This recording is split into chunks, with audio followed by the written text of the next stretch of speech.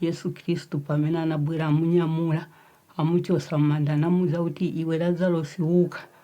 Lazarus anabwera auka ankhala mwamene analili masisters ake wanabwera wakondwera but bantu anabwera bataba nango.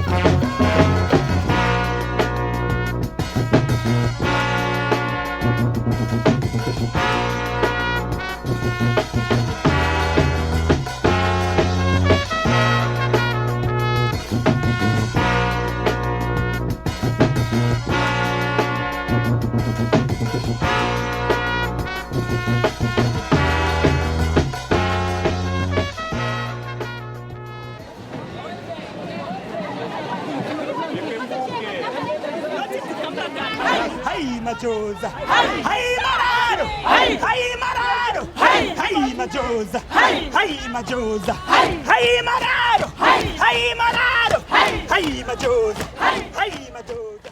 My name is Constance Ntombizodwa Mudenda. I supervise 3 clinics: Kanyama Clinic, Matero Main, and Railway Clinic. Our main focus in the clinic is HIV. For us, we take HIV as something that we talk about freely because we want people to talk about their experiences to help the next person. I've watched her work in the townships. I don't know if you have, because she's like a magician. She has a way of communicating to the level of people in the townships. If we had 10 Connies in this country, we'd go a very long way to encouraging people to stay on medication, also to encouraging people to test. But you know, they're very rare.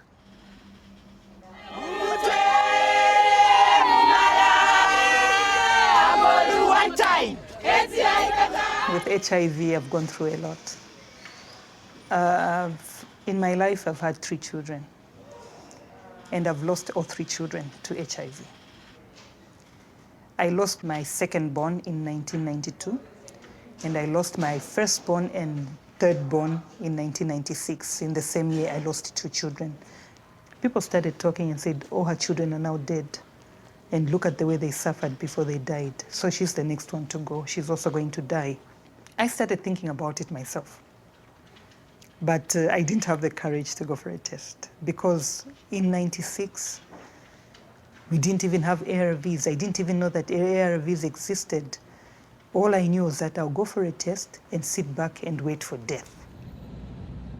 I think by early to mid-90s, every black Zambian had had a family member, or at least a close friend, or maybe somebody at work that had had this illness, and in those days had died because people died. And everything that I had in my training as a doctor, in my experience, was not enough. There was nothing I could do to keep people alive. And then I was one of the pioneers in antiretroviral therapy, and the hope began to rise, and then it was so expensive. And we watched people die because they couldn't afford the medication. Can you imagine how desperate that is for the provider of the medication? Kukula kwanga nabadwira kuma protein ndiye kwane nabadwira anti watate bafa mu 89 ndiye pane tinachoka kuja tabwera pano pali bambuya kunkhala mu 96 bamayi babwa bafa bamayi kufa kunkhala mpaka tamba kufa so chape. Sister wanga afa. Mkulu wanga mwamuna afa.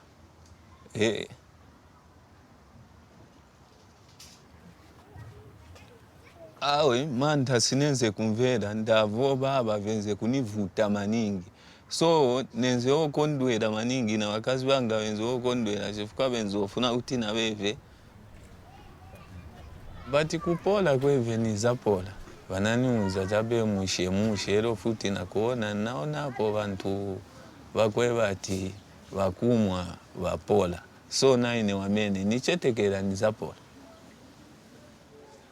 The reason why I went for the test was because my husband fell sick. He had given a condition. He said, no, I'm not doing that test unless you do it with me.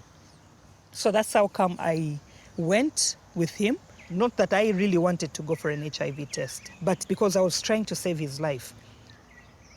Both of us were found to be positive.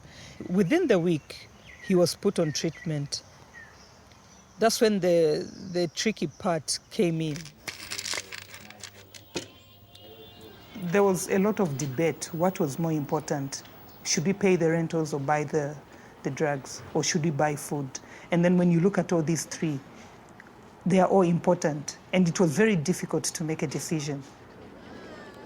And then one day as I was walking in a market called Soweto Market, I found people were rushing towards a white woman.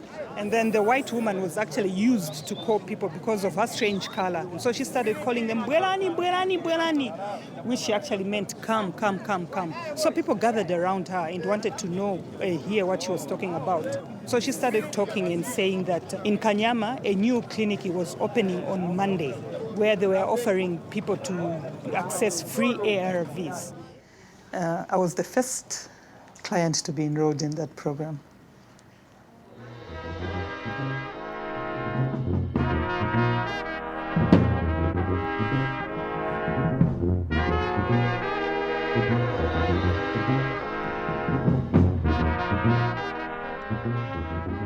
In 2002, we had about 50,000 people across the continent of Africa that were able to afford ARVs. But right now we have 3 million people that are accessing treatment across Africa. And that is a very huge step because that's 3 million people that are alive today who would have died because they couldn't afford ARVs. I know the experience that I've passed through. And it's one terrible experience that I would not wish to happen to another person. So I think that also gives me the strength to encourage other people, to make sure, especially children, that they have them enrolled into treatment so that they don't pass through what I passed through.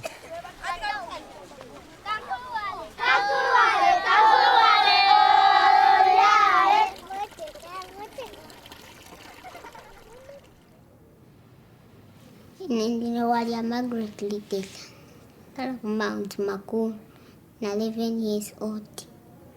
Inena nkala maningi sinyenda ku skulu na kuyewa ku skulu mfuna nikaende kwenzisobera na wanzanga nikalembe na kulemba. Ndakanda kulemba masamu, Chinyanja, English na social studies. Ine ngati mfuna nakula mfuna nikankale teacher. Bamai wake na tatoke wali kwa karibu omuli yonse ambati super ne manje yana muli na tati wake patina una manje uchira nkala tu wesi kuno tilili ni ku Chiranga hospice wena bulesa mwana yo tapena ngapeze ko kutandizo opo ntabulesa kuno kuli ba doctor baja nange na banali kama tumbe nkulaba mchosa blood wa doctor rankamati ya zankala boino azai inache bunobuna kufuti na kunkala wiki amenanka irasira malinga che mufa koko nzeru mwesa mankwala. So these are ARVs and this is step 3. Right then, this one should be just taken at 20 hours only, a half tablet at 20 hours. Okay. Walia is 11 years old, but her weight is only 24 pounds, which is very, very small for her age. She looks like 5, 6, maybe 7 years old. But she is 11 years old.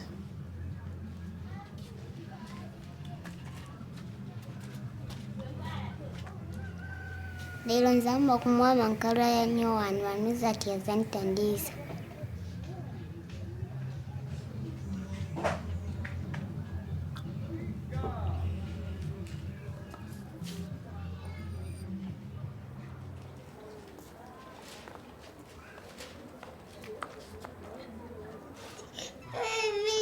Okay.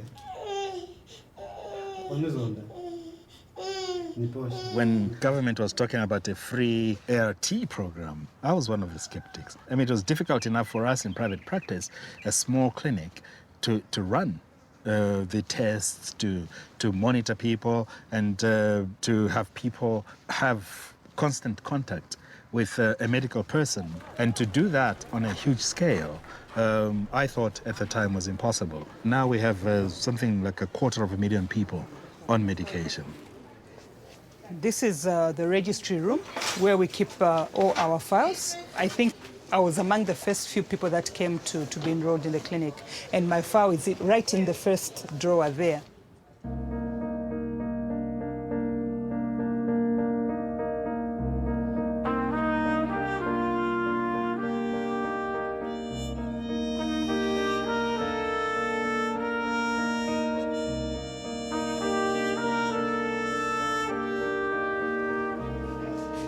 So this is my file, as you can see.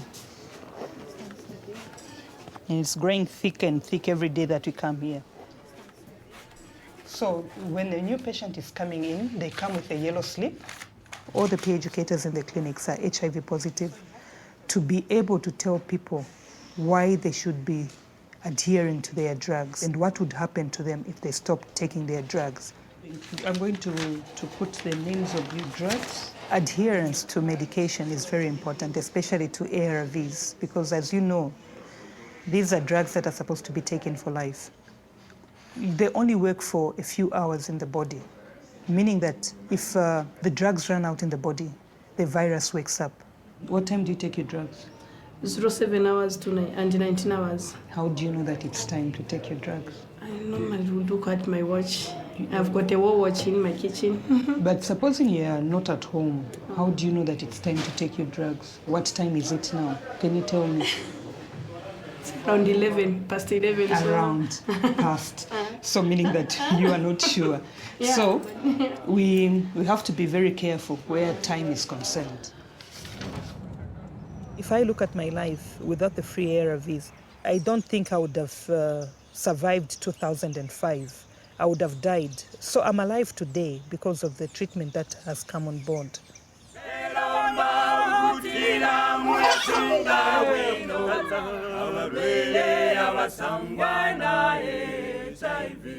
As you have seen yourselves, having come here a couple of times, people that started medication in May, they are looking very different now. They're looking very well. Yeah, there's a big difference. Yeah, this is real me. Yeah.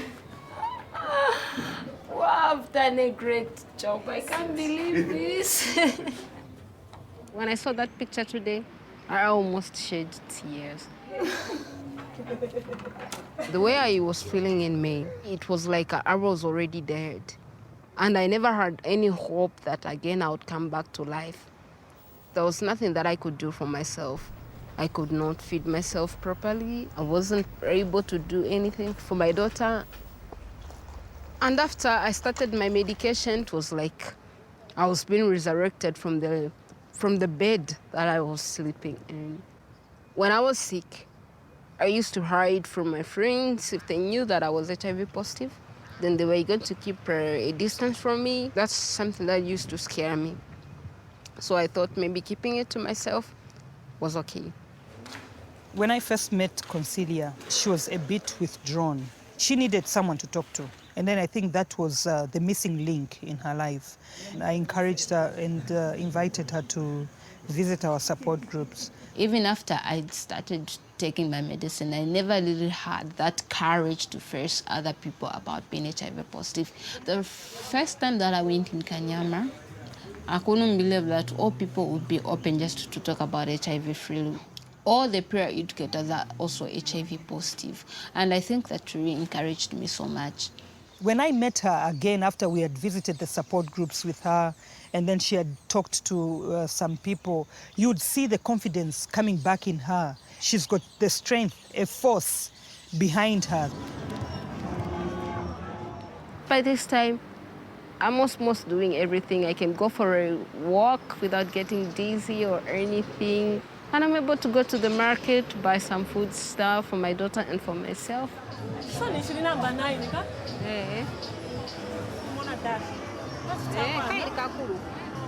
And today, I want to buy clothes for my daughter. I just want to get something for her.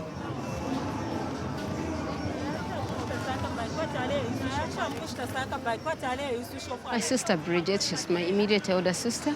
She was always there to encourage me. She never gave me that distance because I was sick. When she broke the news to me that she was getting married, I was very excited. The only thing that maybe made us cry one day when we were in our bedroom talking about her getting married was like, we're not going to be together. If I didn't have any access to medication, I think by this time I was not going to be living. And I think I'm ready to take my medication for the rest of my life. For the sake of my daughter, I want to see my daughter growing. I want to see my daughter maybe also getting married so that I could be celebrating as a mother. Yeah.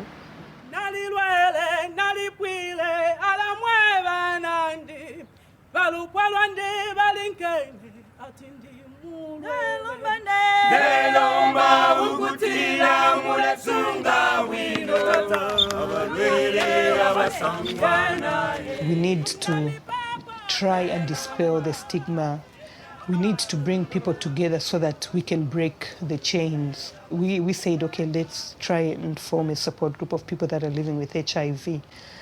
Now that time, there were very few people that were open about their status. Very few, actually.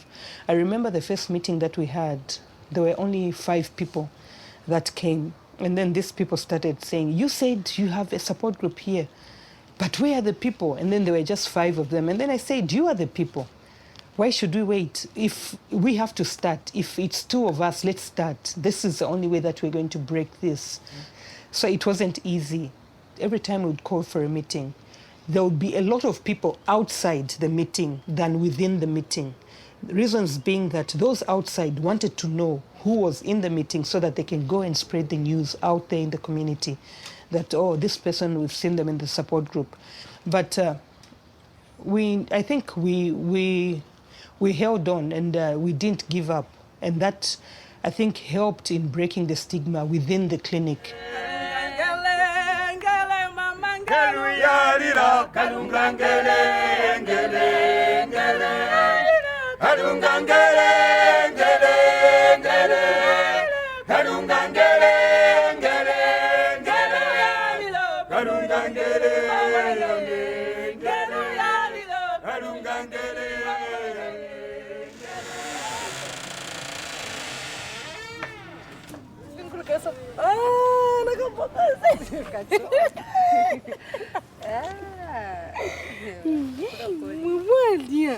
How are you? You're fine. Oh my God. Pada nilomvela kuipa. Nenda kufunati ntinda ku school. Manja apana kondwela pani napola nama na kwenda ku school. Sina yao. Dole vimepanga na Salome, na Lucy, na Esnat. Incha yanga pakati na itapuna pia. Tumafikirira kutaka zabana na kusovela game kasi.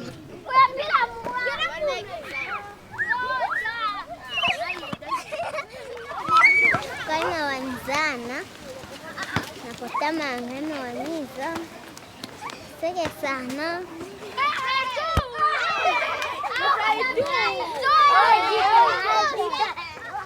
Ndinokondwa maningi ndaba mwana napola mankhwana anatenga nasebenza so ndinokondwa maningi sure.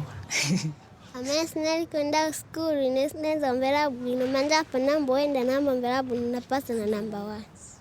I've got a kwacha, what can I buy? I've got a kwacha, what can I buy? A nice, nice banana, a nice, nice banana I can buy. A nice, nice guava, a nice, nice guava I can buy.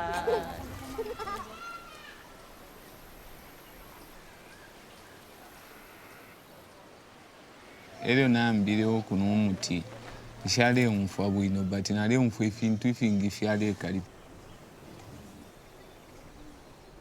ndo nfa bwino sana. It's only that injinga nshakwata notu chitotwa kuchita chitatumo ndabafwako balasekeramu filya nangu bwachanga nabakwata enchito ndabafwako naya ku market naya shito munani nabaletera bambo kuipika walakunese wakumene elio inenafumine kuno kulusaka naile kuli bambuya nabo panishi nale chula sana by those days. So echo nabatemenwa pani nalisho atu uyu mwana gashali kosa nechichetekerwa alikwate chako tukasungana balatemwa sana ko atawe boyi chawa amapani tulimbinga walifa nomba wapusuka tuli na wewe tulemonana ndonfa bwino sana pantu naye manomba alasansa muka pantu nomba tulenda nankwe okuli konseri lyata twalenda nankwe nokushana alashana sana nomba 15 milligrams of stavutine. Like we said, we have managed to put 3 million people across the continent on treatment, but those that are really in the rural setup don't have easy access to treatment. We have people that are walking 4 days and 3 nights to get to the nearest clinic. I don't think that is easy access.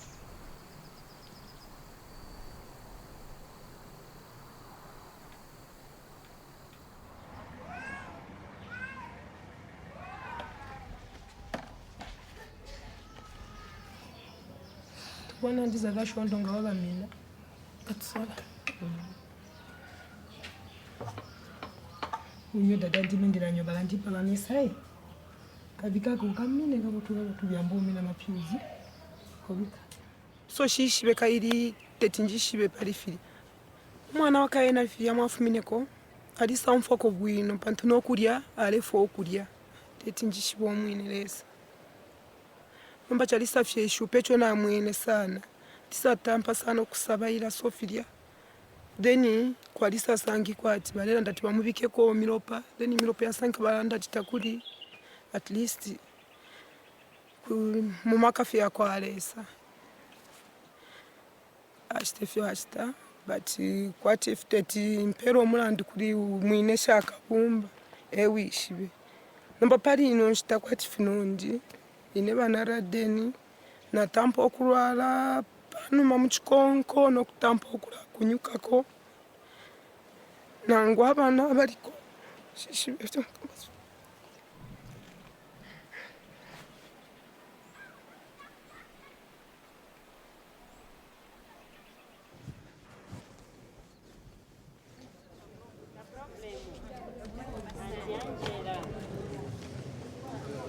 Tonight we are having a candlelight service in memory of people that died from HIV. I always come because I feel the memories of my children should be kept alive. But it's very hard not to be angry because I've lost so much. And that time, there was no prevention of mother-to-child transmission. There was no intervention of any sort. I'm alive today because of the ARVs. And with one of my children, I struggled for years, for about 7 years. So if only she could hang on just for a few more years. You know, that is what I always think about.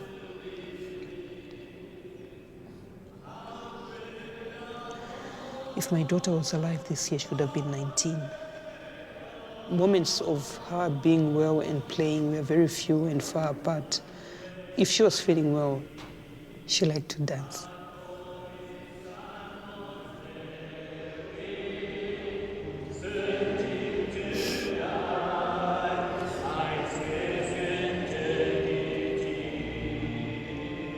It's not my fault, I know, but I felt when it came to my children, I could not keep them alive.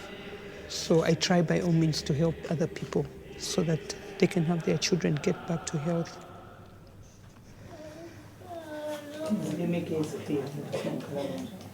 I have a 3-year-old daughter. She's very strong. Ever since she was born, she's never been admitted in a hospital.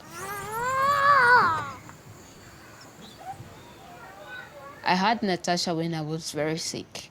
I knew my husband was positive. I was also positive, so we expected to have a positive child as well. If a woman is HIV positive and pregnant and remains healthy, very good immune system, very low virus, the chances of her transmitting to the baby are actually low. But now we're bringing that even lower because now in Zambia, pregnant woman going to an antenatal clinic will get tested. If she's positive, she gets told. But she also gets put on the program that she can take some medication towards the end of the pregnancy so that she minimizes the levels of virus so it doesn't transmit to the baby. My parents decided to take her for a test. The first time that I was told that she was tested negative, I never believed it. Not until they did for the 3rd time. That's when I came to believe that she was negative, and I was very excited. I was very happy.